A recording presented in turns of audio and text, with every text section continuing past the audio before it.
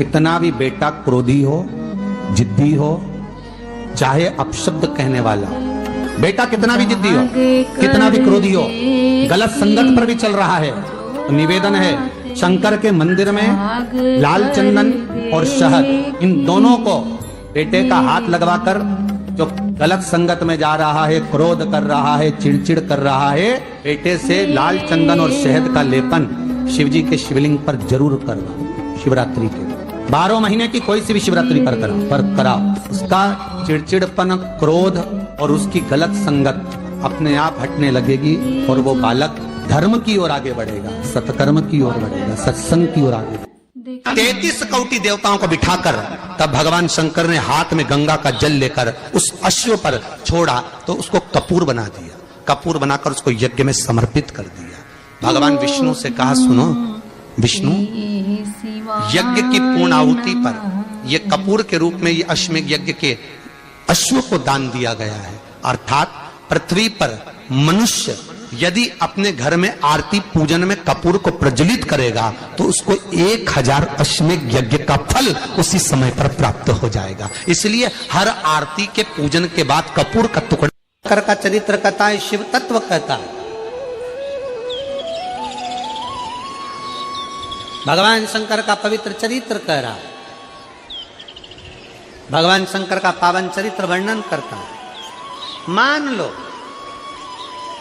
कोई व्यापार, कोई दुकान, कोई फैक्ट्री आपकी ठीक नहीं चल रही है, आप ठेला लगा रहे हो, सब्जी की दुकान लगा रहे हो, कोई दुकान खोल कर बैठे हो, कोई फैक्ट्री लगा कर बैठे हो, कोई व्यापार कर रहे हो और उस व्यापार में तुम्हें आनंद नहीं आ रहा, बहुत तकलीफ चल रही है, बहुत तकलीफ, सब कुछ करके देख लिया पर वो तकलीफ मिटी नहीं रही है।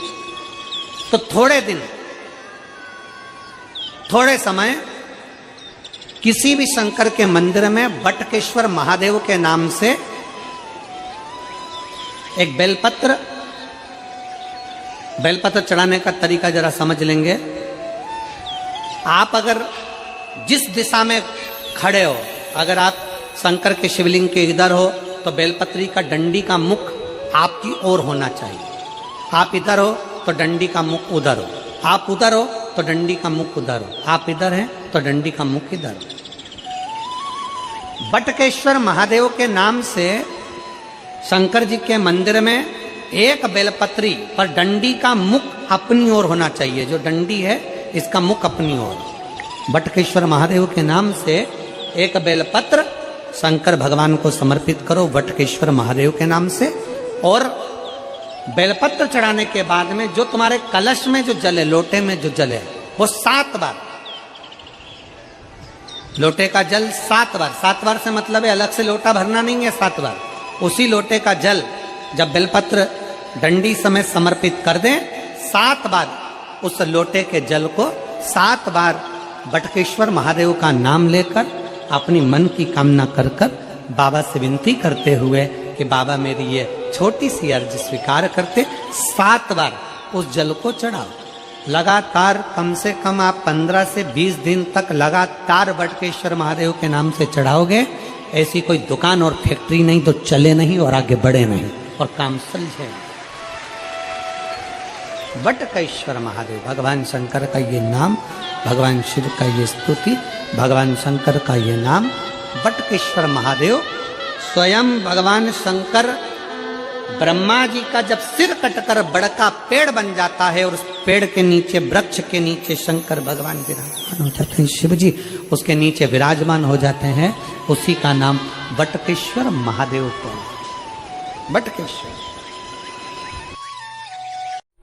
सरसों का जो पुष्प होता है, सरसों का जो फूल होता है महाराज, अगर कोई व्यक्ति को किडनी या लीवर से जुड़ी हुई कोई तकलीफ होती है या किसी व्यक्ति का एक्सीडेंट हो गया होता है और उसका कोई अंग रह गया हो, कोई शरीर का कोई भाग रह गया और वो काम नहीं कर रहा हो, जैसे किसी के पांव रह जाते हैं एक्सीडेंट के बाद, किसी का हाथ रह जाता है या कोई अंग काम नहीं कर रहा हो, वहां ब्लड पहुंच नहीं रहा हो, वो जगह एकदम सुन्न हो गई हो, खाली पड़ गई हो, तो उसके लिए शिव महापुराण की कथा कहती है कि सरसों के पुष्प 11 शंकर जी के राइट भाग में, जहां शिव जी के गण दरवाजे के द्वारपाल मणिभद्र जिस जगह पर निवास करते हैं, कौन निवास करते हैं? मणिभद्र। शंकर जी के दरवाजे के द्वारपाल हैं मणिभद्र जी।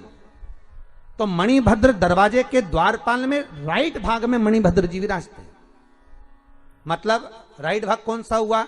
जब आप मंदिर से बाहर निकलेंगे तो राइट भाग, मंदिर में प्रवेश करेंगे जब राइट नहीं होना चाहिए, आप मंदिर से जब जाएं तो राइट भाग। मतलब आप मंदिर से राइट से जाएंगे तो शंकर जी का भी राइट हो जाएगा, क्योंकि शिव जी ऐसे बैठे हैं तो शंकर जी का भी राइट हो गया, देवता उनका भी राइट हो गया।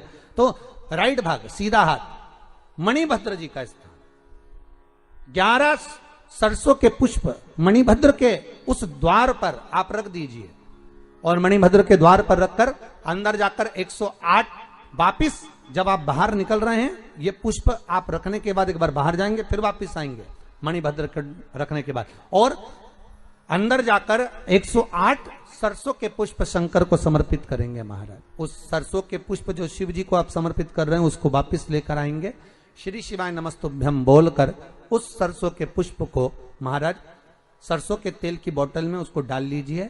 शंकर भगवान को किसी भी प्रदोष में, शाम के समय प्रदोष काल में उस तेल को वापस ले जाकर चढ़ा दीजिए शिव जी को, उसको वापस लेकर आ जाइए। उस तेल का प्रयोग आप नाभि में डालिए और जो शरीर काम नहीं कर रहा उस स्थान पर कम से कम 15 दिन 20 दिन तक उसकी मालिश करना प्रारंभ करिए। बाबा चाहेगा तो चलाने का प्रयास कर देगा और वो अंग, वो शरीर काम करने लगेगा। मणिभद्र का स्मरण। एक बेलपत्र लीजिए और 7 चावल के दाने इस बेलपत्र के मध्य वाली पत्ती पर रख लीजिए। जो बेटा बेटी बहुत प्रयास कर रहे हो, बहुत कंपटीशन एग्जाम दे रहे हो, बहुत मेहनत कर रहे हो और उसके बाद भी बहुओं का, बेटियों का, बेटों का अगर कहीं जॉब नहीं लग रहा और कहीं सिलेक्शन हो ही नहीं रहा और बहुत हार चुके हैं, तब एक बेलपत्र 7 चावल के दाने मध्य पत्ती पर 7 चावल के दाने, एक घिसे हुए चंदन की गोली, पीला चंदन को घिस कर उसकी एक गोली बनाए, एक गोली गोल कर शिवपिंडी जैसी, शिवलिंग जैसी गोली बनाकर उस चावल के दाने पर रख लो। एक स्थान पर रखकर घर के अंदर ही उसका पूजन कर लो। और पूजन करना है वही जो आप घर में सामग्री आपके रोली, चावल, मोली, हल्दी, उससे पूजन कर दिए से आरती कर ऐसी कैसी ही बेलपत्र अशोक सुंदरी वाली जगह पर, थोड़ा समझिएगा, अशोक सुंदरी वाली जगह मतलब जहां से पानी बह रहा है उस और इस डंडी को रखना और ऐसी कैसी पत्ती अशोक सुंदरी वाली जगह पर रख दीजिए। ये किसी भी प्रदोष के दिन या किसी भी सोमवार की अष्टमी के दिन या किसी भी विशेष शिवरात्रि के दिन आप ये एक बार केवल करना है और अपने मन की कामना कर उसको रखकर बाबा को घी का 2 दिया लगाकर आ जाना है। मेरा भोलेनाथ आपका हाथ पकड़कर आपको कंपटीशन एग्जाम में विजय दिलाएगा। शिवाय नमस्तुभ्यम, हर हर महादेव।